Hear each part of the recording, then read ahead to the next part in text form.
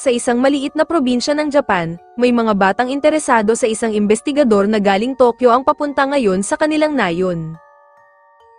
Ang batang si Yatero ay malaki ang kumpiyansang siya ang mapipili ng investigador, dahil maaaring magandang oportunidad ang naghihintay sa kanya once na siya ay makapunta ng Tokyo. Hanggang sa insultuhan niya ang bida nating si Kobane, at pinagbawalan niya itong lumapit sa bisita nilang investigador dahil sa mabaho niyang amoy. Samantala ang investigador na tinutukoy ng mga bata ay si Inugami, siya ay sinundo ng kanyang kliyente na si Ginang Kusaka ang magulang ni Yatero. Ikinwento ni Ginang Kusaka ang kababalaghang nangyayari sa kanilang nayon, sapagkat sila ay nakakakita ng mga bangkay ng hayop at ang mga sinapit nito ay mukhang hindi kagagawa ng tao. Si Inugami ay pinatuloy ni Ginang Kusaka sa kanilang home villa. Sinabi ni Ginang Kusaka na ilihim na lamang sa mga bata ang tungkol sa kanilang napag-usapan, dahil maaaring magdulot ito ng takot sa kanila. Sa pagmumuni-muni ni Inugami, napukaw ang atensyon niya kay Kobane at dahil ito ay tahimik lamang, sinubukan niyang tanungin si Ginang Kusaka subalit tumanggi muna itong pag-usapan ang ating bida. Kinagabihan habang naliligo si Inugami, nagpakilala sa kanya si Yatero upang ganap na magsilbi sa kanya sa pananatili niya sa baryo. Masayang nagkwento sa kanya si Yatero na nais nitong manirahan sa Tokyo, subalit mas interesadong pag-usapan ni Inugami ang patungkol kay Kobane. Sinabi ni Yatero na may kabahuan ng amoy ni Kobane, kaya't hindi nila ito hinahayaang makalapit sa kanilang mga bisita at pinagtatanim na lamang sa kanilang bukid. Subalit maya-maya ay hiniling ni Inugami na si Kobane na lamang ang mag-asikaso sa kanya, at nagulat ito nang marinig ni Yatero. Kaya naman kinabukasan ay naligo na si Kobane, upang siya ang magdala ng almusal at dito na niya nakilala si Inugami na isang detective, at nandito ito para sa isang investigasyon. Nalaman ni Inugami na may alam si Kobane sa mga nangyayaring kababalaghan, at ayon sa ating bida ang mga bangkay ay halos durog ang mga lamang loob nito at sa tuwing bilog na buwan lamang nangyayari ang insidente, kaya't maaring mauulit na naman ito sa mga darating na gabi. Dahil sa nalaman ay natuwa si Inugami kay Kobane, at nagpas siyang tulungan niya ito sa mga araw-araw nitong gawain, sapagkat malaki ang maitutulong ng ating bida sa magiging investigasyon. Isang araw habang sila ay nagtatrabaho sa garden ay napansin ni Inugami ang kwintas ni Kobane. Sinabi ng ating bida na ito ay iniwan sa kanya ng kanyang mga magulang bago siya abandonahin. Nang tignan ito ni Inugami na pag-alaman niyang isa itong lifestone, at nabuo lamang ito sa isang napaka-espesyal na pangyayari, kaya't malakas ang pakiramdam niyang hindi talaga inabandona si Kobane ng kanyang mga magulang, dahil napakahalagang bato ng lifestone. At dahil isang investigador si Inugami, maaaring matulungan niya si Kobane sa paghahanap ng kanyang mga magulang, sa narinig niyang ito ay nagkaroon ng pag-asa ang ating bida. Sa pagsapit ng kabilugan ng buwan, kinumpronta si Kobane ni Yatero sapagkat inagaw daw nito ang pagkakataon niyang makapunta ng Tokyo. Sa inis ni Yatero ay inagaw nito ang kwintas ni Kobane, subalit gumanti ng sapak ang ating bida at sa isang iglap, kinilabutan si Yatero nang makitang unti-unti nang nagiging isang halimaw si Kobane. Sa sobrang takot ay nakatakbo pa si Yatero, at nang makuha ulit ni Kobane ang kwintas ay bumalik ulit ito sa pagiging isang tao. Kinalaunan ay natagpuan siya ni Inugami. Sinabi ni Kobane na siya pala ang halimaw na naghahasik ng lagim tuwing kabilugan ng buwan.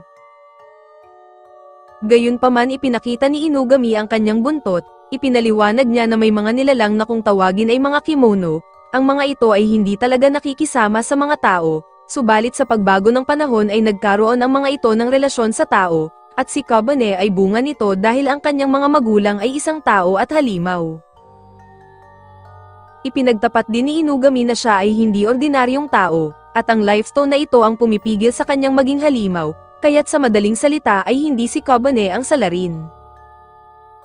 Samantala habang si Yatero ay tumatakbo, naalala niya na aksidenteng napatay niya si Kobane noon at makalipas lang ng ilang oras ay nabuhay ito na parang walang nangyari. Ngunit siya ay biglang nakasalubong ng dalawang halimaw na aso, agad itong binaril ni Inugami upang iligtas si Yatero, habang si Kobane naman ang tumapos sa isa pa. At sa hindi kalayuan ay namataan nila ang isang halimaw na usa, agad itong sumugod sa kanila kaya't binaril ito ni Inugami na halos mapugutan ito ng ulo, at gamit ang kamay ni Kobane hinatak niya ang ulo na itong tumapos dito. Matapos ang insidente sinabi ni Kobane na hindi na siya pwedeng bumalik, sapagkat alam na ni Yatero na isa din siyang halimaw, gayunpaman tinutukan ni Inugami ang ating bida ng baril. Ang totoo ay inupahan ni Ginang Kusaka si Inugami na patayin siya, at ang tungkol sa totoong pagkatao ni Kobane ay alam nito, dahil noon pa man ay sinabi na kay Ginang Kusaka ito ng kanyang kapatid bago si Kobane ay ipaubaya sa kanya. At kahit na alam na nila kung sino ang tunay na salarin, hindi pa din maniniwala si Ginang Kusaka na walang kinalaman si Kobane at kahit mahirap para kay Inugami na gawin ito, subalit naiintindihan ito ng ating bida at pumayag na patayin siya. Pagkatapos ay ipinakita na ni Inugami kay Ginang Kusaka ang katawan ni Kobane bilang patunay, gayunpaman pagkalipas ng isang oras, ay nagising si Kobane sa loob ng sasakyan ni Inugami. Ipinaliwanag sa kanya ni Inugami na ang katulad niyang isang halimaw, ay hindi basta-basta namamatay, at simula ngayon ay ang umpisa ng panibagong buhay ni Kobane sa Tokyo. Dinala siya ni Inugami sa opisina nito na isang counseling para sa mga kimono, at nang makapagpalit na ng damit si Kobane ay dumating ang dalawang bata, at nagtatanong kung sino siya. Nakilala ni Kobane sina Akira at Shiki na kasalukuyang nagtatrabaho sa counseling, ipinaliwanag ni Inugami na ang tungkulin ng ahensyang ito ay tumatayo sa pagitan ng mga tao at halimaw, at ang tawag sa kanila ay mga kemonoists. Nang ipinakilala naman ni Inugami si Kobane, ipinaalam din niya sa dalawa na ang ating bida ay isang kalahating tao at halimaw na katulad din ni Shiki. Subalit hindi nagustuhan ni Shiki si Kobane dahil suot nito ang kanyang paboritong damit, dagdag pa niya na ayaw niyang makasama si Kobane sa trabaho maging sa kanyang kwarto, kaya't mabuting sa sofa na lang muna ito matulog ngayong gabi. Gayunpaman humingi na lamang ng punmanin si Akira sa iniasal ng kanyang tropa, ngunit inakala ng ating bida na isa siyang babae, kaya't napaiyak si Akira at tumakbo papalayo. Sa totoo lamang ay isang lalaki si Akira hindi nga lang halata, hanggang sa tinanong siya ni Shiki na kung bakit dinala ni Inugami si Kobane sa kanilang ahensya. Sinabi ni Akira na marahil ay walang mapupuntahang kamag-anak si Kobane kaya't pinatuloy siya ni Inugami dito, at dahil sa gustong malaman ni Shiki ang rason, siya na lamang ang pupunta kay Kobane upang magtanong.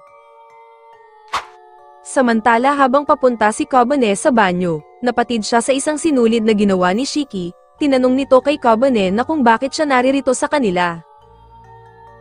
Sinabi ni Kobane na hinahanap niya ang kanyang mga magulang, nang sinubukan ng ating bida na tumayo ay nagulat si Shiki na nagawang makaalis nito sa matalim na sinulid, at nang kumprontahin niya si Kobane ay biglang naghilom ang sugat nito na lalo pang ikinainis ni Shiki dahil sa kakaibang kakayahang ito. Kinabukasan sila ay nakatanggap ng isang tawag mula sa insidente, sinabihan ni Inugami sila Shiki na importante ang teamwork sapagkat kailangan nilang ipakita kay Kobane ang trabaho ng isang kemonoist. Pagdating nila sa lugar ng insidente, sinabihan si Inugami ng isang investigador na ang mga biktima ay isang ina, bata at isang rescuer at sila ay natrap sa parehong kwarto.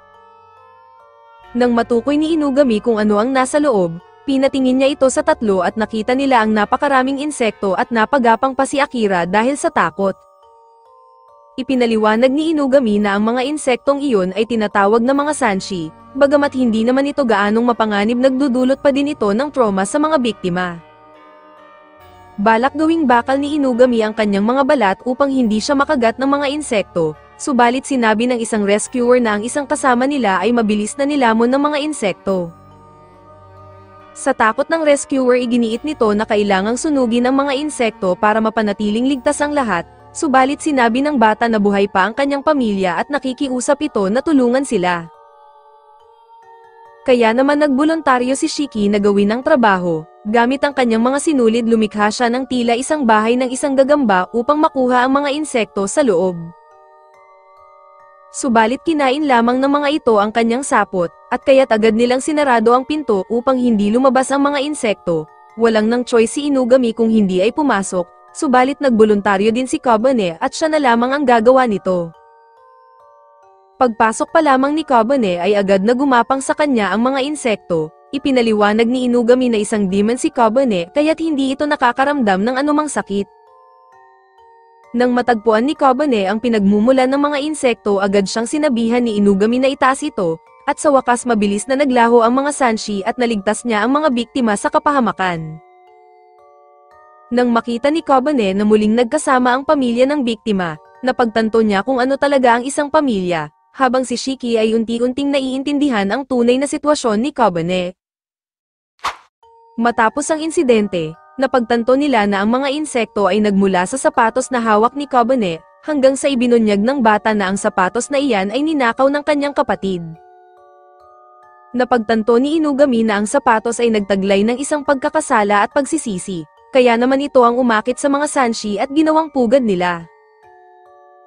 Ikinwento ng bata na dahil ang kanilang ina ay hindi makabili ng sarili nitong sapatos, napilitang magnakaw ang kanyang kapatid kaya't pinagalitan niya ito. Matapos nitong mapagtanto ang kasalanan, bigla na lamang lumabas ang mga insekto at nilamon ito kasama ang kanilang ina. Matapos magpasalamat ng bata, nagpasya na silang umuwi, subalit nagtanong si Kobane kay Inugami, na kung sakaling magtrabaho siya sa kanya ay may pag-asa bang makikilala niya ang kanyang mga magulang. Bilang detective, sinisigurado ni Inugami ito at aayusin ang kanilang magiging kasunduan, nang sa ganon ay pwede nang tumira si Kobane sa kanyang opisina. Sa kanilang pag-uwi, ibinahagi ni Shiki na ang kanyang ina ay isang arachne, at wala siyang ideya kung buhay pa ito at hindi na din siya umaasang may pakialam pa ito sa kanya. Subalit sinabi ni Kobane na maaaring buhay pa ang kanilang mga magulang, sapagkat para sa kanya nararamdaman niyang may dahilan kung bakit napahiwalay sila sa mga ito, at naniniwala din siya na hindi sila inabandunan ng kanyang mga magulang.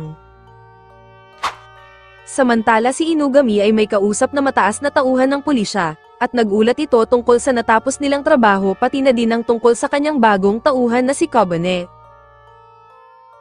Kinabukasan inutusan ni Inugami si Shiki at Akira na dalhin si Kobane kay Inari upang ipakilala bilang bagong miyembro. Sinabi ni Inugami sa ating bida na si Inari ay ang superintendent ng Shinjuku Police Station. Bago sila magtungo ay binigyan muna ni Inugami si Kobane ng isang pampaswerte, at nang sila ay makarating sa istasyon ng pulis, hiniling nila sa front desk officer na makita si Inari, subalit ayaw nitong maniwala sapagkat sila ay mga bata lamang. Hanggang sa dumating ang alagang batang babae ni Inari na si Kon, sinabi nitong si Kobane lamang ang maaaring sumama habang si Shiki at Akira ay pinaiwan niya sa tanggapan. Pagdating sa opisina ay sinipa ni Kon si Kobane papasok ng silid, at doon niya nakilala si Inari bilang superintendent police ng buong lungsod. Agad itong nagka-interes sa suot na lifestone ni Kobane, nang hilingin ni Inari na makita ng malapitan ang lifestone. Ipinaliwanag ni Inari na sa pamamagitan nito ay hindi nakakailanganin ng mga kimono na dumepende sa enerhiya ng mga tao upang mabuhay. Balak ang kinin ni Inari ang lifestone ng ating bida, nang sa ganon ay maparami na niya ito, at biglaan na lamang pinugutan ni Kon ng ulo si Kobane. Agad niyang pinadispatcha sa mga pulis ang katawan ni Kobane at itago naman ang ulo nito, habang inatasan naman ni Inari si Kon na iligpit naman ang dalawang kasama ng ating bida. Habang naghihintay si Shiki at Akira sa labas, dumating si Kon at nagbalat kayo bilang si Kobane, ngunit napapansin ng dalawa na parang may kakaiba sa kanilang kausap. Aksidenteng nainsulto naman ni Shiki si Inari, at nang marinig ito ni Kon ay hindi niya nagustuhan ang panlalait, dahilan para mawalan siya ng kontrol at mailantad ang tunay niyang katauhan. Sa inis ni Kon ay pinagbabato niya ng apoy ang dalawa. Nababahala naman si Shiki na maaaring madamay ang mga tao sa ginawa ni Kon, subalit sinabi ni Kon na lahat ng tao sa police station ay naka-under ng spell ni Inari, kaya't walang pakialam ang mga ito sa nangyayari. Habang patuloy sa pagpapaulan ng apoy si Kon, nagawang maaga ni Shiki ang maletang hawak nito, at nang kanilang buksan ay nagulantang sila nang tumambad sa kanila ang ulo ni Kobane.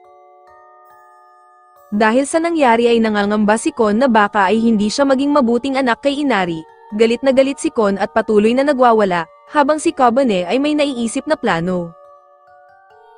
Iminungkahi ni Kobane na ibato siya kay Kon, at dahil unti-unti nang nabubuo ang tiwala ni Shiki sa kanya, isinagawa niya ang plano at nagawang kagatin ng ating bida ang balikat ni Kon.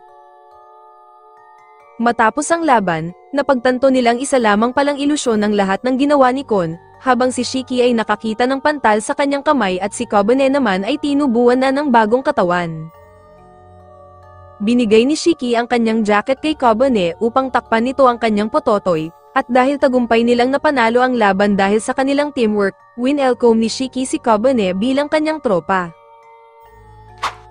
Sa kanilang paglabas ay sinalubong sila ni Inugami upang sila ay sunduin pauwi, samantalang si Inari naman ay napansin niyang nagbago ng anyo ang Lifestone at naging isang manika. Pagkatapos ay nakatanggap siya ng tawag kay Inugami, sinabi nito na ang Lifestone ay pagmamay-ari ni Kobane, at sa susunod na ulitin pa ulit ito ni Inari ay si Inugami na ang kanyang makakaharap. Habang sila ay pabalik na sa kanilang opisina, nasundan pala sila ni Kon at determinadong kunin pa din nito ang ulo ni Kobane, subalit sa sugat nitong natamo ay hinimatay na lamang ito. Napag-alaman nila na dahil lamang pala ito sa nagugutom na si Kon kaya't pinakain na lamang nila ito ng pizza, gayunpaman ay gusto pa din itong kunin ang ulo ni Kobane. Pinagalitan ni Inugami si Kon, at sinabing kailangang magpakatino siya sapagkat hindi magugustuhan ni Inari kung magpapatuloy ang kanyang pag-uugaling ganito. Subalit ilang sandali pa ay may dumating na bagong kliyente, at ito ang magbibigay sa kanila ng bagong trabaho. Maya-maya ang kliyente nila ay dumiretso muna sa bar na pagmamay-ari din ni Inugami, kaya naman napatanong na lamang si Kobane kung bakit kalahating bar at opisina ang setup ng bahay ni Inugami. Sinabi ni Shiki na ang bar na ito ay dating pagmamay-ari ng kasosyo sa negosyo ni Inugami, at hindi na nagbigay ng detalye pa si Shiki tungkol dito dahil napakasensitibong paksa nito pagdating kay Inugami.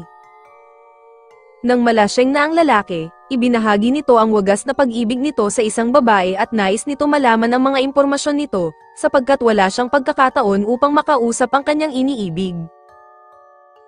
Naging interesado si Kobane sa sitwasyon ng kanilang kliyente, dahil kung tutulungan niya ito ay malalaman niya kung ano ba ang pag-ibig at maaaring makakapagbigay din ito ng detalye, upang lubusan niyang maintindihan ang kanyang mga magulang.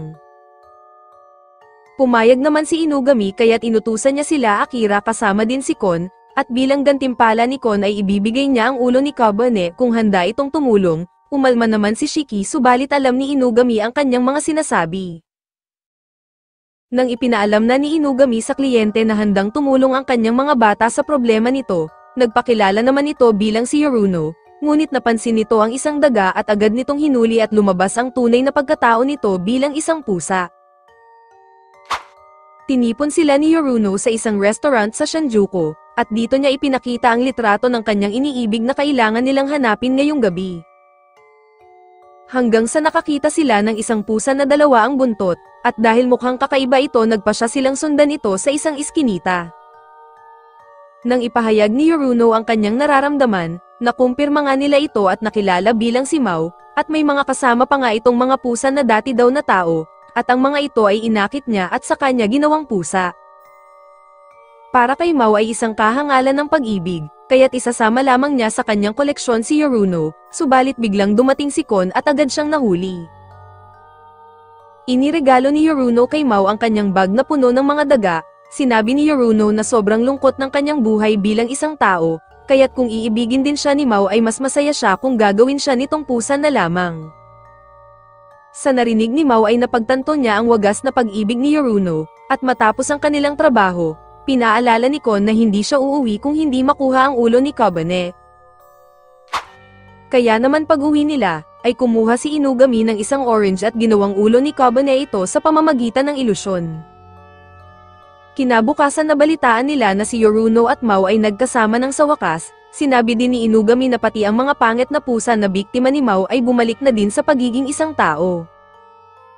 Gayunpaman, at dahil si Akira ay hindi nakasama kagabi sa trabaho sapagkat napangungunahan siya ng takot, nagbigay ulit si Inugami ng trabaho kay Kobane at Akira na imbestigahan nila ang isang imburnal sa Shibuya bilang bahagi ng kanilang misyon. Subalit nang marinig niya kay Shiki na masyadong nakakadiri ang imburnal ng Shibuya, nangangamba na ulit si Akira at wala na siyang nagawa sapagkat pumayag na magtungo si Kobane sa kanilang misyon. Nang makarating sila Kobane sa ilog, naalala niya ang sinabi ni Inugami na may mga kalansay na natagpuan sa imburnal, at hinala niya na galit ang mga nakatirang mga maligno dahil sa mga ginawa ng mga tao sa pagsira ng dati nilang tahanan. Sa pagpapatuloy nila Kobane ay nahulugan si Akira ng isang malaking linta sa kanyang balikat na ikinatakot nito, at dahil walang takot si Kobane sa mga ganitong hayop, hinangaan ni Akira ang tapang ng ating bida. Ibinahagi ni Akira ang kanyang nakaraan, siya noon ay nakatira sa isang malayo at malamig na lugar, at dahil sa katapangan ni Kobane ay naaalala niya ang kanyang nakakatandang kapatid. At noong sila ay tumakas sa kanilang baryo ay nagkahiwalay sila ng landas ng kanyang kuya, gayunpaman sa palagay ni Kobane ay marunong magkontrol si Akira ng nyebe sapagkat galing siya sa lahi ng mga Yuki. Kinumpirma ito ni Akira, subalit hindi siya mahusay sa paggamit nito dahil nangangailangan ito ng matinding konsentrasyon. Ngunit kinuha siya ng palakang kimono at nagawa din naman siyang palayain ni Kobane, nang sinubukang gumanti ng palaka ay may isang tanuki ang umatake dito. Natuklasan ni Akira na ang aso o tanuki ay may dalang mensahe at botelya na galing kay Inugami, sinabi niya na ang mga palakang kimono talaga ang may gawa ng mga insidente, at gamit ang dugo ay ang pang-akit nila sa mga ito upang mapigilan nila ang mga palaka sa maaaring paghahasik nito ng lagim. Sa kabila ng pagkatakot ni Akira, ay naalala niya ang dahilan kung bakit siya lumuwas ng Tokyo, at yun ay ang maging isang malakas upang mahanap niya ang kanyang kuya. Sa pagbuhos niya ng dugo sa tubig, sumugod sa kanila ang napakaraming mga palakang kimono, patuloy na lumalaban si Kobane at ang tanuki sa mga ito. Habang si Akira ay nanginginig sa takot, naalala niya ang sinabi ng kanyang kuya tungkol sa kanyang pagiging mahina, subalit sa kabila nito ay nilakasan niya ang kanyang loob, at nakagawa siya ng yelo sa buong paligid upang mag-freeze ang lahat ng kanilang mga kalaban. Matapos ang laban ay pinuri siya ni Kobane sa angking lakas na kanyang pinamalas, samantala naman ang aso pala ay napag-alaman na si Inugami din pala ito, nagpasalamat sa kanya ang nakakatandang palaka sa pagpuksa sa mga kalahi niya, sapagkat ang mga iyon ay tuluyan ng naging masama at pati kapwa nila ay kinakain na ng mga ito. Makalipas ang ilang araw habang naglilinis si Kobane, naalala niya ang bilin ni Inugami na huwag papasok sa pinakahuling silid ng pasilyo, subalit huli na at isang lalaki ang nanghila sa kanya paloob. Hanggang sa natagpuan ni Shiki ang map at sinabi kay Inugami na kanina pa nawawala si Kobane, agad na nagmadaling nagtungo sila Inugami sa sinasabing silid. Nakita nilang sinusunod ni Kobane ang utos ng lalaki na kinilalang si Mihai, at nagulat sila Shiki at Akira nang malaman nilang matagal nang nakatira si Mihai dito bago pa sila magtrabaho sa opisina. Sinabi ni Mihai na siya ay isang vampira at siya din ang kasalukuyan nilang ICT o intel ng kanilang counseling, pagkatapos ay itinalaga naman niya si Kobane bilang kanyang magiging alalay na ngayon. Dahil dito ay ibinunyag ni Inugami na si Mihai ay ang kanyang matagal ng kasama, at dahil isa itong immortal nagtataglay si Mihai ng superhuman strength at halos lahat ng kaalaman sa mundo, kaya't nagawa niyang isali ito sa kanyang counseling. Gayunpaman bihasa din si Mihai pagdating sa mga teknolohiya, kaya't siya ang gumawa ng kanilang website at nagproprotekta sa kanilang mga information data mula kay Inari. Kinabukasan kinumpronta ni Shiki at Akira si Mihai sa patuloy nitong pag-aalipin kay Kobane, bilang tugon ni Mihai ay iminungkahi nito na kung matatalo nila siya sa punong braso ay palalayain niya si Kobane. Subalit ang nangyari ay nabigo si Shiki, kaya't iminungkahi ni Kobane na siya na lamang ang lumaban, at kagaya din ni Shiki ay natalo din siya ni Mihai. Walang magawa sila Shiki at Akira kung hindi ay magsumbong kay Inugami, habang si Kobane ay lumabas upang bumili ng hapunan. Dahil sa pagkatalo niya kay Mihai ay naiisip niya na kailangan niyang magsanay upang lumakas, nang sa ganun ay patuloy niyang maprotektahan ang lahat ng nasa opisina. Gayunpaman habang siya ay nakaupo, biglang nahulog mula sa puno si Kon kaya't mabilis na sinuot ni Kobane ang kanyang hood, subalit sinabi ni Kon na alam na niya ang trick na yan at hindi na naman niya kailangan ang ulo ni Kobane. Malungkot na sinabi ni Kon na mayroon ng ibang alaga si Inari na isa ding demon fox, kaya dahil doon ay wala ng halaga siya kay Inari at hindi na din siya makauwi dahil sa kanyang pagkabigo. Gayunpaman nag-aya si Kobane ng isang laban, at sa kanilang pagtagisan ng mga lakas ay nagawang mapuruhan si Kon ng dahilan ng kanyang pagkatalo, dahil doon ay pakiramdam ni Kon na isa talaga siyang mahina at hindi nito napigil ang umiyak. Samantala nagulat si Inugami nang lumabas si Mihai sa kanyang kwarto matapos ang mahabang panahon, sinabi ni Mihai na nabali ang kanyang braso ng dahil kay Kobane, at hayaan muna siyang tumulong sa mga trabaho dito sa opisina. Nang walang pahintulot kay Inugami ay tinanggap ni Mihai ang isang trabaho. Nababahala si Inugami dahil maaaring mapahamak ang mga bata sa trabahong ito, subalit kampante si Mihai dahil may naisip daw siyang isang plano. Samantala nakatulog si Kon sa balikat ni Kobane, at nang magising ito inalok ni Kobane na tumira na lamang si Kon sa bahay ni Inugami, subalit tumanggi si Kon dahil hindi maaaring magsama sila dahil ang kanilang mga lahi ay mortal na magkatunggali.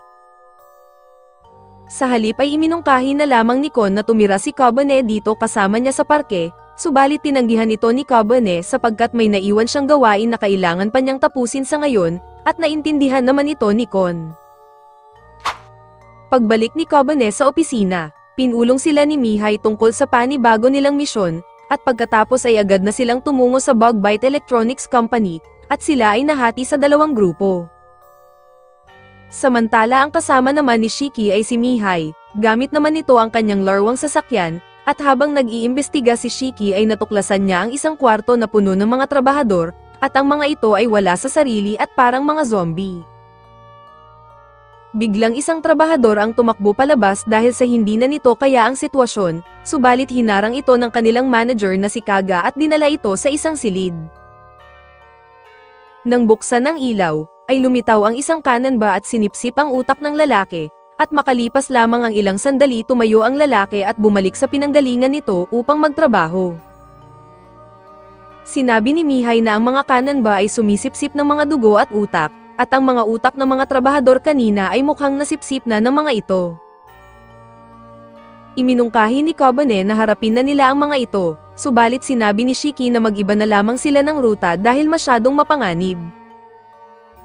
Gayunpaman dahil maingat sila Shiki, masyadong nababagot si Mihai sa nangyayari kaya't gumawa ito ng ingay, at narinig ito ng magkakapatid na mga kananba. Nang lumabas ang isa ay kinuha nito ang laruan ni Mihai, habang si Shiki ay tahimik lamang at nakaka-camouflage sa gilid, hanggang sa tuluyan nang nakaalis ang mga kananba. Subalit ang isang kananba kanina ay bumalik at nahalata si Shiki, at nang sinubukan nitong umatake ay agad itong kinuryente ni Mihai gamit ang laruan. Dahil bakas pa din ang matinding trauma kay Shiki, mas lalo pang naengganyo si Mihai sa mga nangyayari. Samantala habang si Akira at Kobane ay patungo sa pinag-usapang ruta, sinabi sa kanila ni Mihai na kailangan muna nilang puntahan si Shiki dahil ito ay nasa panganib, subalit hinarang sila ng isa sa mga kananba.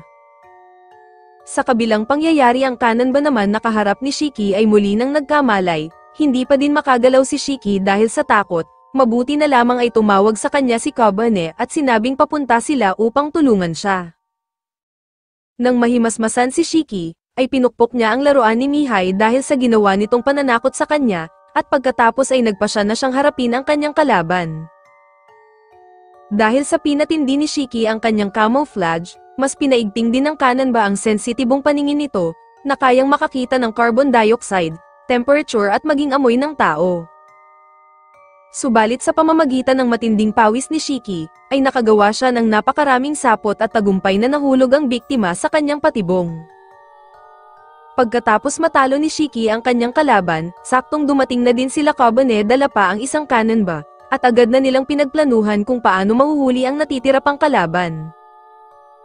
Subalit biglang dumating na ang pinakapanganay na kananba, at dismayado ito sa kanyang mga kapatid dahil nagawa silang talunin ng mga bata lamang. Walang pakundangan na sinipsip nito ang mga utak ng kanyang dalawang kapatid, kaya't nag-transform ito sa anyong lamok at dahil dito ay mas lumakas pa ito ng husto. Sinubukan ni Kobane na umatake kay Kaga, ngunit sa lakas nito ay hinawakan lamang siya at saka tinusok ni Kaga ang dibdib ni Kobane. Sumubok si Shiki at Akira na lumaban, ngunit isang hampas lamang sa kanila ni Kaga ay agad na silang napabagsak nito. Dahil sa nangyari, nais ni Kobane na lumakas upang protektahan ang kanyang mga kaibigan, subalit sa pagpupumilit niya at sa lakas ng puwersa ay nabali lamang niya ang kanyang mga braso. Mabuti na lamang ay nagbigay ng payo si Mihai kay Kobane, sinabi nito na huwag dumepende sa lakas niya bilang isang tao, bagkus ay sundin niya ang kanyang instinct upang magamit niya ang lakas ng pagiging isang kimono. Dahil sa narinig ni Kobane ay natutunan niyang gisingin ang tunay na lakas ng kimono, at nagmistulang isang Super Saiyan God ang ating bida at tinanggal ang mga kamay ni Kaga.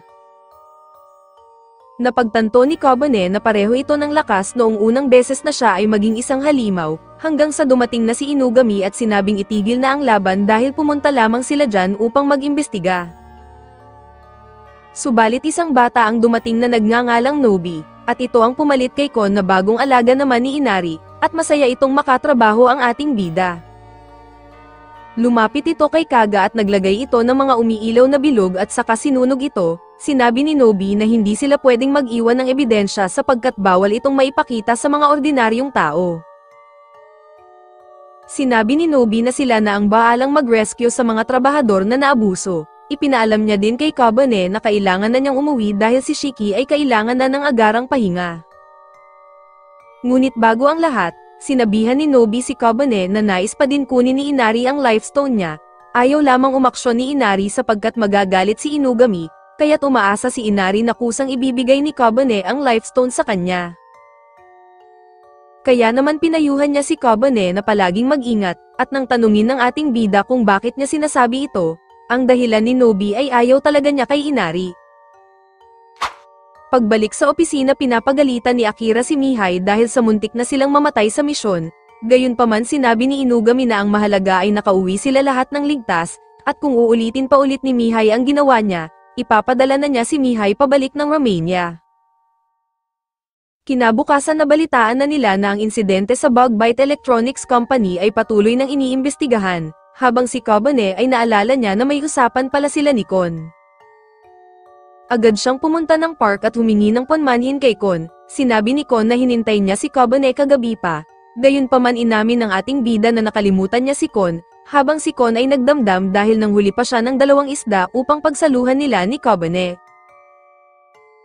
Samantala makikita si Nobi na palihim na nagmamasid kila Kobane, habang si Shiki ay sinabi kay Inugami na nais niyang malaman na ang tungkol sa kanyang mga magulang.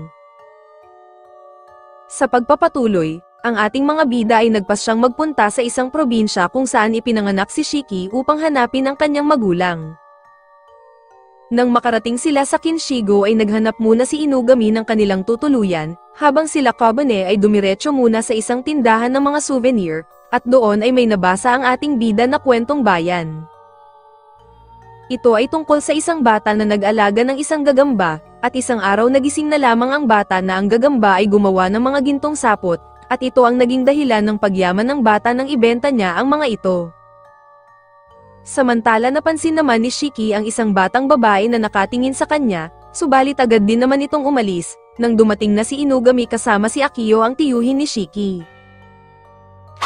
Sila ay nagtungo sa kagubatan upang makapanayam ang isa't isa. Si Akio naman ay nagpakilala bilang isang scholar, at alam niya na si Shiki at ang mga kasama nito ay isang kimono, at agad din niyang nilinaw na wala siyang intensyon na ibulgar ang patungkol sa kanila. Nagkwento si Akio tungkol sa ina ni Shiki, estudyante pa lamang siya noon nang magsaliksik siya kasama ang kanyang kapatid, tungkol sa alamat ng Nishikugumo upang pag-aralan. Sinabi ni Akio, na ang dahilan niya ay marahil ang kwento ay may pinagmulan at hango ito sa isang totoong bagay, at napatunayan nga niya ito nang matagpuan nila ang ina ni Shiki.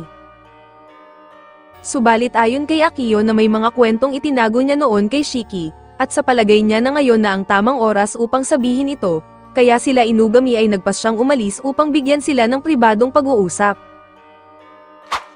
Hindi maiwasang mag-alala nila Kobane at Akira tungkol kay Shiki, at nang dumating ito ay ibinunyag ni Shiki na parehong patay na ang kanyang mga magulang. Ang kanyang ama ay maagang pumanaw nang siya ay pinagbubuntis pa lamang noon, habang ang kanyang ina ay sumunod na pumanaw dahil sa sakit ng si Shiki ay 5 taong gulang pa lamang. Gayunpaman nagkukunwaring ayos lamang si Shiki nang malaman niya ang revelasyong ito, subalit napapansin ni Kobane ang tunay na nararamdaman ng kanyang kaibigan, kaya't medyo nahihiya si Shiki sa mga oras na ito. Makalipas ang ilang oras, habang naliligo ang tatlo biglang pumasok si Nobi sa paliguan at nais nitong makisali sa kanila, at pagkatapos ay ibinulgar na isa din siyang kitsune. At dahil napapansin niya na medyo malungkot ang tatlo, kaya't iminungkahi niya na sila ay mamasyal sa gubat upang masilayan ang ganda ng mga alitaptap. Nagpasalamat si Kobane kay Nobi dahil malaking tulong ito upang maibsan ang lungkot na dinadala ni Shiki, Gayunpaman ibinulgar din ni Nobi na alam niyang hinahanap din ni Kobane ang kanyang mga magulang. Samantala habang naglalakad si Shiki ay napansin niya ang isang pamilyar na puno, dito na niya naalala na ito ang nagsisilbing kanyang palatandaan nung siya ay bata pa lamang. Biglaan siyang napatakbo dahil sa naalaalang daanan, at bawat madaanan niya ay nagbibigay sa kanya ng alaala na maaaring magbigay sa kanya ng tunay na sagot tungkol sa kanyang mga magulang. Hanggang sa natagpuan niya ang isang kubo, at nag-trigger sa kanya ang isang nakakakilabot na alaala, kung saan ang kanyang ina ay pinag-eeksperimentuhan ng isang kimono. Natagpuan na lamang nila Kobane si Shiki na nakaluhod dahil sa trauma, at nang makita ni Nobi ang isang catheter, napaisip ito na maaaring ang lugar na ito ay konektado sa dating insidente tungkol sa kaso ng isang kimono. Ipinaliwanag niya na may lumitaw na tinatawag na healing silk sa human market noong araw, at dahil ito ay labag sa karapatan ng kimono, pinigilan na ito agad ni Inari bago pa kumalat sa publiko at may isang tao sa listahan ng pulisya ang may utak sa kasong ito. Samantala sinadya ni Inugami si Akiyo upang makausap ito ng masinsinan, gayunpaman ibinunyag ni Nobi na si Akiyo ang tinutukoy sa blacklist, at ang lugar na ito ay ang ginamit sa isang test site para gumawa ng Golden Spider Webbing. Samantala naalaala naman ni Shiki ang araw na sinubukan niyang iligtas ang kanyang ina, at naudlot ito nang pukpukin siya ng kanyang tiyuhin sa ulo. Nang mga panahon na iyon ay ipinalabas ni Akiyo na ang kanyang ina ay nagkaroon ng malubhang sakit at matatagalan bago ito gumaling, at sa paglipas ng panahon ay nararamdaman niyang ayaw sabihin ng kanyang tiyuhin ang tungkol sa kanyang ina, at sa takot na malaman ang katotohanan mas pinili na lamang niyang lumayas kay Akiyo, subalit ngayon ay napagtanto niya na hindi siya kayang abandonahin ng kanyang sariling ina. Nais ni Shiki na makipagtulungan kay Nobi upang malaman pa ang iba pang mga detalye, at kung mapapatunayan nga nitong ang tiyuhin nga niya ang salarin sa insidenteng ito, hindi niya ito mapapatawad at siya mismo ang kikitil sa buhay nito. Sa kabilang dako naman ay kinumpronta ni Inugami si Akiyo patungkol sa spider webbing, ibinulgar ni Akiyo na ang kanyang kapatid ay namatay sa isang aksidente, at nang panahon din na yon, ay ipinagbubuntis na si Shiki at labis na nagdalamhati dito si Kumi sa pagkamatay ng kanyang iniibig. At na maisilang na si Shiki ay nahirapan din si Kumi na mag-alaga ng isang anak na tao, subalit buo ang pagmamahal niya kay Shiki kaya't gagawin niya ang lahat maging isang mabuting ina lamang. Kaya't dito na inalok ni Akiyo si Kumi, na makipagtulungan sa kanya upang matustusan lamang ang pangangailangan ni Shiki hanggang sa hinaharap nito. Subalit ang magandang hangarin ay napalitan ng masamang intensyon ng masilaw sa pera si Akiyo, at dito na niya inamin ang mga maling ginawa niya. Gayunpaman ipinagmalaki ni Akiyo na balang araw ay maaring makapagbuo siya ng perpektong golden webbing, at masusolusyonan na ang lahat ng karamdaman sa mundo, subalit lingid sa kaalaman niya na nakikinig pala si Shiki mula sa tawag. Labis ang galit ni Shiki sa kanyang tiyuhin at nais niyang patayin ito, sinubukan magmakaawa ni Akiyo kay Inugami na pigilan si Shiki, subalit sinabi ni Inugami na ito ang kapalit sa lahat ng kabrutalang nagawa ni Akiyo.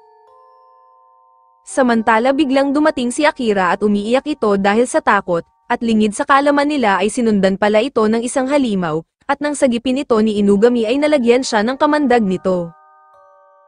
Ang paligid ay biglaang napuno ng grupo ng mga halimaw upang iligtas si Akiyo, at pagkatapos ay sinabi ni Akiyo na ito ang mga kapatid ni Shiki na bunga ng kanyang mga eksperimento mula kay Kumi. Pagkatapos ay napuno ng alingaungaw ng boses ng kanyang ina ang buong paligid sa pamamagitan ng kanyang mga kapatid, at naging dahilan ito upang gumuho ang emosyon ni Shiki. Nang makita ni Kobane na nagkakaganito ang kanyang kaibigan ay tumindi ang galit nito, at nang lapitan niya si Shiki ay humingi ito ng tulong sa kanya. Samantala sila Inugami at Akira ay napahiwalay sa kanilang grupo, at dahil sa pinsalang natamo ni Inugami ay hindi siya makagawa ng baril, mabuti na lamang ay dumating ang batang babae kanina at inutusan ang mga halimaw na huwag silang atakihin. Sa kabilang banda naman ay hindi mapigilan si Kobane na puksain ang lahat ng halimaw na ginawa ni Akiyo, dahil ito ang tanging hiling sa kanya ni Shiki, upang hindi na mapakinabangan pa ang mga ito ng kanyang tiyuhin.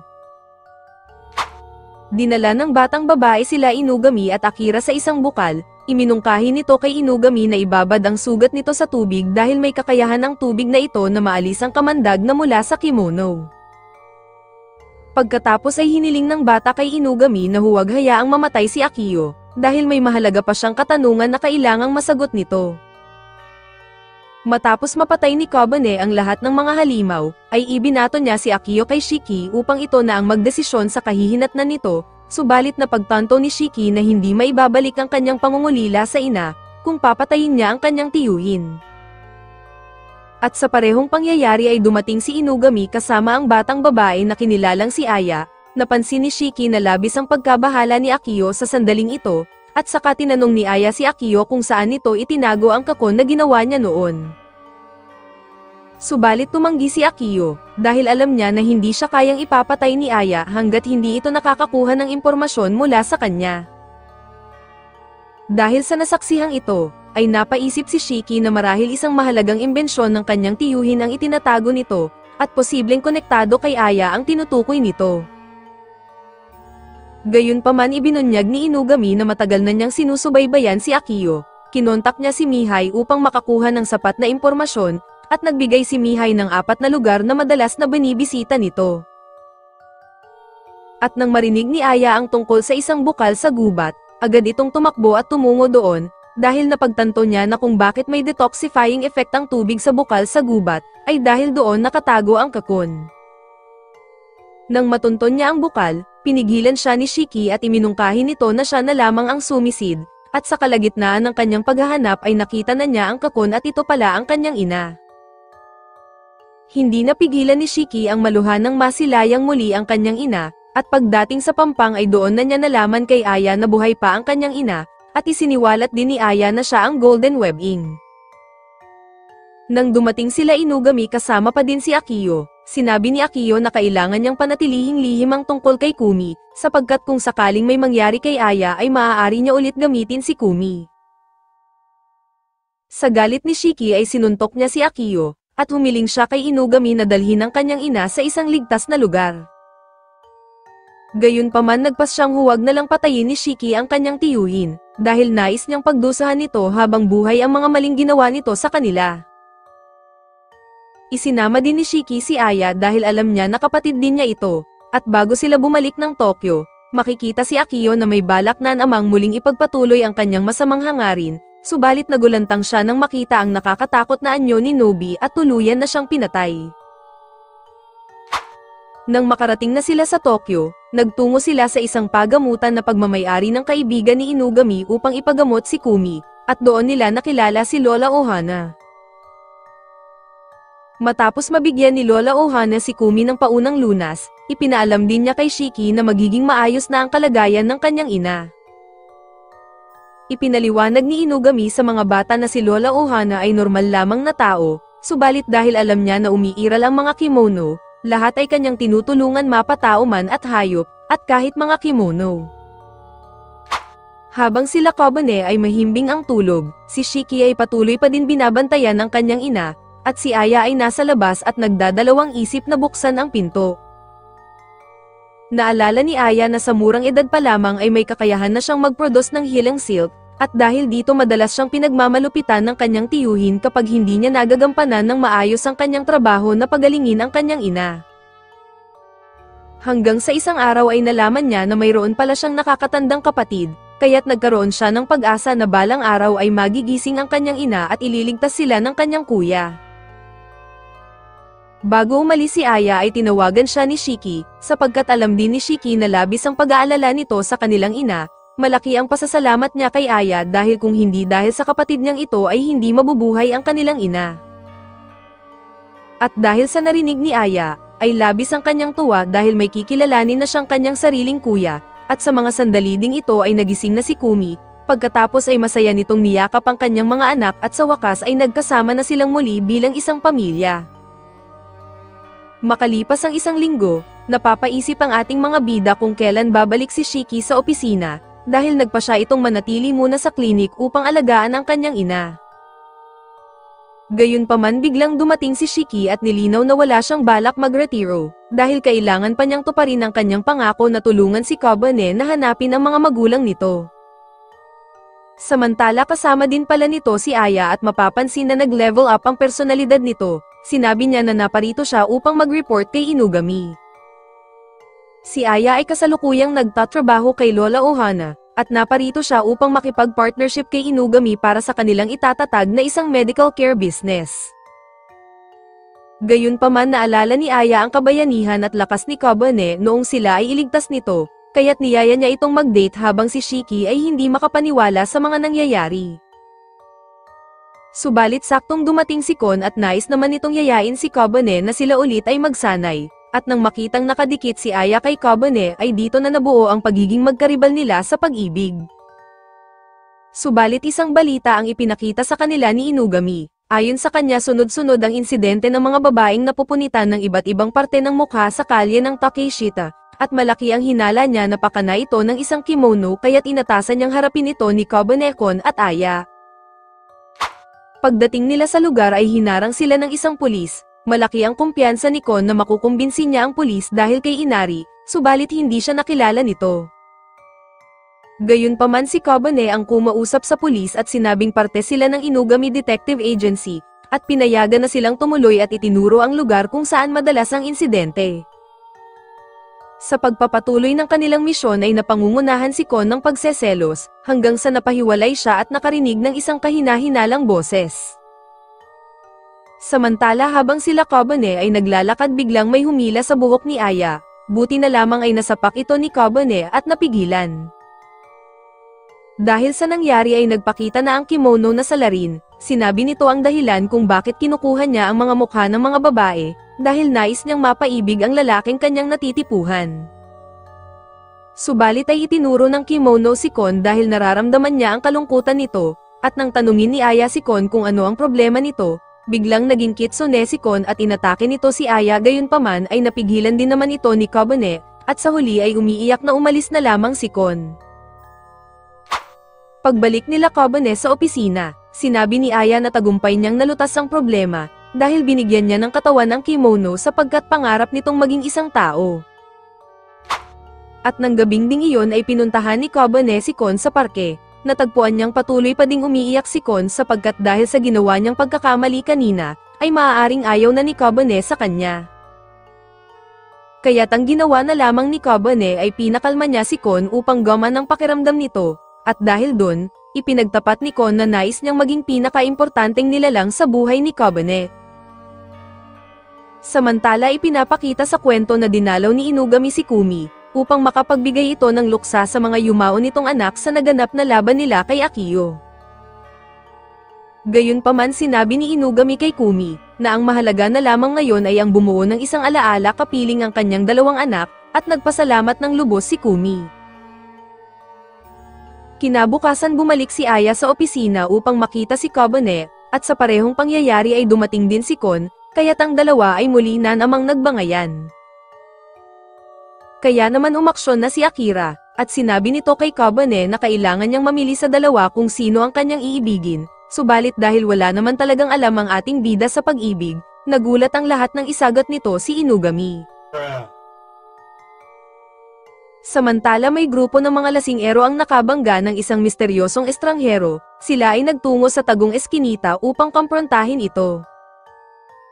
Napag-alaman na ito pala ay si Yui, hinahanap niya ang kapatid niyang si Akira, at nang pabirong sumagot ang lasing-ero ay ginamitan ito ng kapangyarihan ni Yui at naging yelo.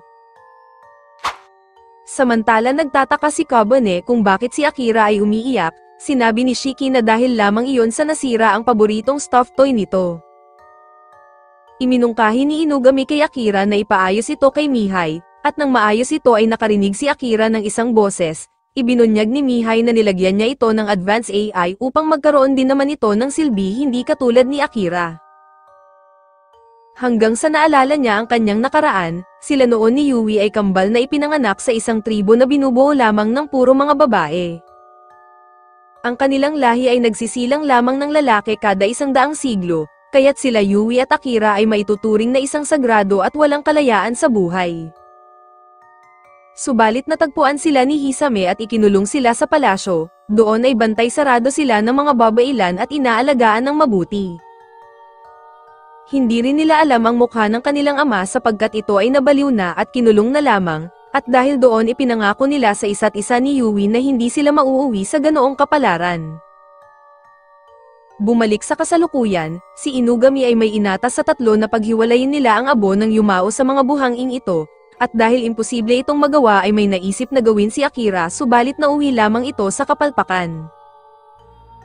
At sa sumunod na mga araw, ay dumalas ang mga naging kapalpakan ni Akira sa mga simpleng gawain lamang, at lalo pang nabuwisit sa kanya si Shiki dahil sa pagiging iyakin niya. Dahil sa mga nangyari ay nagpasya siyang umalis na lamang sa ahensya, at maglakbay upang hanapin na lamang si Yui, subalit sakto namang natagpuan na nila ang isa't isa. Naalala ni Akira kung paano nila natuklasan ang patungkol sa Tokyo, kaya't simula noon ay pinangarap na nilang makapunta ng Tokyo balang araw at doon na manirahan, subalit ngayong kasalukuyan ay nagkatotoo na ang pinapangarap nilang dalawa. Akala ni Yui na si Akira ay kasalukuyang nakatira ngayon kila Inugami. Sinabi ni Akira na umalis na siya sapagkat madalas siyang palpak at nagsasanhi ng abala. Samantala sa opisina, masaya si Shiki sapagkat maaga nilang natapos ang kasalukuyang trabaho dahil wala na si Akira. Gayunpaman kahit sa kabila ng mga kapalpakan ni Akira, naninibago pa din ang dalawa na wala na ang kanilang kaibigan, dahil madalas si Akira ang nag-iisip ng kanilang libangan sa tuwing sila ay nababagot. Sa kabilang banda, sila Akira at Yui ay pumunta sa isang parke, doon ay gumawa ng isang yelong palasyo si Yui para sa kagustuhan ni Akira, namangha naman si Akira at nais pa nito na magpadagdag ng ilang mga kagamitan. Balak ni Akira kumuha ng litrato subalit sinira ni Yui ang cellphone nito, sinabi ni Yui na hindi niya ito kailangan at saka kinulong si Akira sa palasyo, habang siya daw ay maghahanap ng kanilang makakain. Samantala sila Kobane at Shiki ay pumalpak sa pagluluto ng kalderetang baka, kaya naman iminungkahi ni Kobane na siya ay bumili na lamang ng instant food. Nang nakabili na si Kobane ng instant food, saktong nakabasag naman ng pinggan si Shiki, kaya napagtanto nilang hindi sila nagkakaroon ng mga ganitong klaseng problema kung nandito sana si Akira. Kaya naman iminungkahi ni Kobane na hanapin nila si Akira, at saktong nakita naman ni Inugami ang post tungkol sa yelong palasyo. Sila Inugami ay agad na pumunta sa kinalalagyan ng kastilyo, nakita nila si Yui na lumabas sa palasyo at handang atakihin nito ang mga tao subalit napigilan din naman ito ni Inugami. Gayunpaman napansin ni Inugami ang nullstone sa dibdib ni Yui, na may pagkakahawig naman sa lifestone ni Kobane. Ipinaliwanag ni Inugami na ang nullstone ay kabaliktaran ng lifestone, sapagkat ang batong ito ay may katangiang magbigay ng malakas na kapangyarihan, subalit kinukuha naman nito ang buhay ng gumagamit. Napag-alaman ng ating mga bida na si Yui ay ang kapatid ni Akira, kaya naman nagpakilala sila Kobane na sila ay mga kaibigan ni Akira, at malakas ang hinala nila na nasa loob ng palasyo si Akira. Samantala dahil may advanced AI features ang stuffed toy ni Akira, isiniwalat nito na nakikita niya ang mababang temperatura sa paligid ng puso ni Yui, at maaaring nakakaapekto ito sa katawan at sa pag-uugali nito. Gayunpaman bumalik na si Yui sa kastilyo, at sinabi kay Akira na natapos na niya ang paggawa sa mga bagay na hinihiling nito, subalit sa pagbaba ni Akira ay nakita niya ang kanyang mga kaibigan na tuluyan na naging yelo. Ginawa ito ni Yui para hindi malungkot si Akira at makapiling pa din niya ang kanyang mga kaibigan. Nang mapaluhod si Akira, inakala ni Yui na masama ang pakiramdam ng kanyang kapatid kaya't kumuha ito ng gamot. Bago pa mawalan ng pag-asa si Akira dahil sa pag-aakalang patay na ang kanyang mga kaibigan, sinabi ng stuffed toy na buhay pa ang mga ito dahil nakikita pa din niya ang temperatura sa katawan ng mga ito. Samantala habang si Yui ay nangunguha ng halamang gamot, naalala niya ang panahong binati siya ni Akira sa pagiging isang pinuno ng kanilang angkan.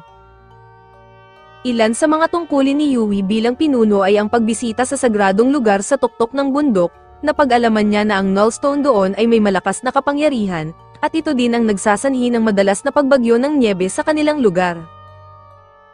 Subalit sa paglipas ng panahon, si Yui ay unti-unting nilamon ng puot at galit dahil sa toxic ng sistema ng kanilang kaharian, at tanging si Akira lamang ang kanyang nagiging silbing liwanag at pahingahan sa mga panahon na iyon. Samantala nang makabalik si Yui sa yelong palasyo, humihiling si Akira na kumuha si Yui ng asin na gagamitin nito sa pagligo, subalit lingid sa kaalaman niya na gagamitin ni Akira ito para mabilis na matuno ang yelo sa kanyang mga kaibigan.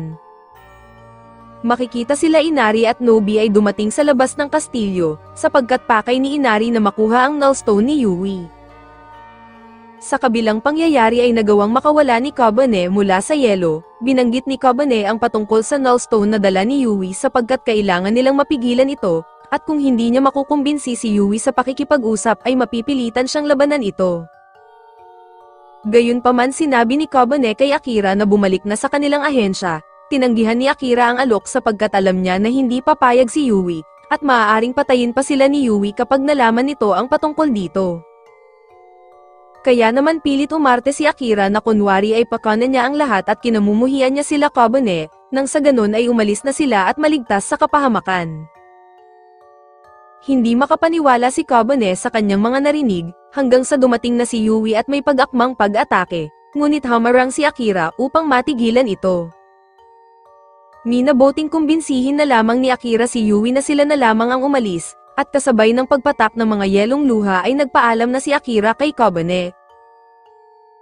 Nang makaalis na sila Akira, nagsalita ang stuffed toy kay Kabane na gamitin ang asin upang tuluyan ng matuno ang yelong bumabalot kila Inugami at Shiki. Subalit biglang lumitaw si Inari, naging maingat si Kabane sa mga oras na ito ngunit nilinaw ni Inari na nandito siya upang kunin ang Nullstone lamang. Hiniling niya kay Kabane na tulungan siyang makuha ito, dahil sa palagay ni Inari ay konektado din ang Nullstone sa mga magulang ni Kabane. Habang naglalakad sila Akira, naalala ni Yui ang katanungan ni Akira noon kung mahirap ba ang tungkulin ng isang pinuno, sapagkat nais ni Akira na tulungan siya sa mga mabibigat na responsibilidad. Subalit tumanggi si Yui sa nais ni Akira, dahil ayaw niyang mabahiran si Akira ng kahit anumang katoxic ng kanilang kultura, at mapanatili ang pagiging inosente nito. Kaya naman naisip niya na darating ang araw na maaaring matulad si Akira sa kanilang ama, kaya't isang araw ay inutos ni Yui sa lahat ng kababaihan na palayain si Akira sa kaharian, at kung hindi ay papatayin niya ang kanyang sarili at mapuputol ang kanilang lahi.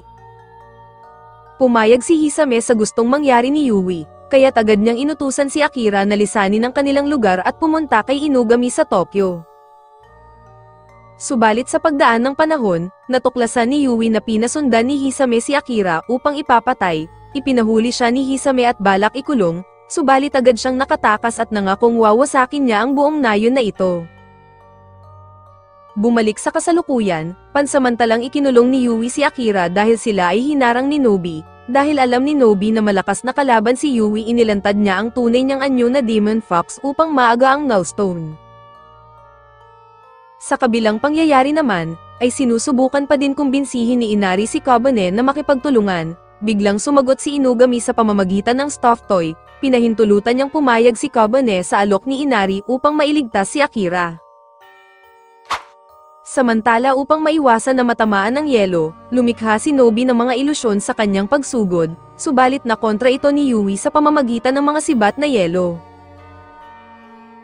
Nag-aalala si Akira kila Yui at Nobi na baka isa sa kanila ang mamatay, kaya nang tawagin niya si Yu ay nagkaroon ng pagkakataon si Nobi na mahawakan ang Nullstone subalit napinsala lamang ang kanyang kamay. Sa nangyaring ito, nabwisit siya kay Inari sapagkat hindi man lang siya binalaan nito tungkol sa epekto ng Nullstone sa katulad niyang fire user. Habang nag-iisip si Nobi ng magiging diskarte niya, nakita siya ni Yui at umatake ito. Mabuti na lamang ay dumating si Kabane at sinagip siya. Ipinaalam ni Kabane kay Nobi na naparito siya upang makipagtulungan. Sinubukan nilang mag-isip ng plano kung paano makakalapit kay Yui nang hindi nagiging yelo sa isang iglapan, hanggang may naisip si Nobi na magandang ideya. Bigla ang sumugod si Kabane na nababalot ng apoy, naging epektibo ito upang hindi matablan ng kapangyarihan ni Yui. Ipinaliwanag ni Nobi na dahil sa taglay na regeneration ng katawan ni Kabane, kaya't ito ang dahilan kung bakit hindi namamatay ang apoy na ginawa niya. Gumawa si Yui ng kalasag na gawa sa yelo upang paigtingin niya ang kanyang depensa, samantala naisip ni Akira na gumawa ng isang tipak ng yelo upang mabasag ang kulungang kanyang kinalalagyan. Naging epektibo din ang mga yelong baluti ni Yui upang matalo ang apoy na bumabalot kay Kabane, kaya timinungkahi din ng ating bida na paigtingin pa ang apoy ni Nobi. Dahil dito muling nabasag ni Kobane ang depensa ni Yui, subalit sa kabila nito ay unti-unti na din nagiging abo ang kanyang katawan at bago pa niya pakawalan ang huling atake, dumating si Akira upang pumigil. Nagsimula ng magkalamat ang katawan ni Yui, sinabi ni Nobi na dahil iyon sa patuloy na pagsipsip ng Nullstone sa buhay ni Yui, kaya't dahil dyan ay pilit inaalis ni Akira ang Nullstone subalit biglang nakita niya ang nakaraan ng kanyang kapatid. Nakita ni Akira kung paano isakripisyo ni Yui ang buhay nito, makuha lamang ang Nullstone upang maprotektahan lamang siya mula sa mga bantang panganib ng kanilang angkan. Matapos malaman ang pinagdaanan ni Yui, hindi papayag si Akira na mamatay ang kanyang kapatid dahil may pangako pa siyang masayang buhay kapiling ito, kaya't lumapit si Kobane upang pagsamahin nito ang Lifestone at Nullstone. Matagumpay na naalis ang Nullstone mula kay Yui at makikitang nagsanib na ang mga bato dahil sa nangyari, gayunpaman biglang dumating si Inari at kinuha ito sapagkat balak na niya itong angkinin. Subalit dumating si Inugami at pinigilan si Inari, sinabi niya na pagmamayari ito ng mga bata at maraming testigo sa krimen na kanyang binabalak, kaya't napilitang bitawan ito ni Inari.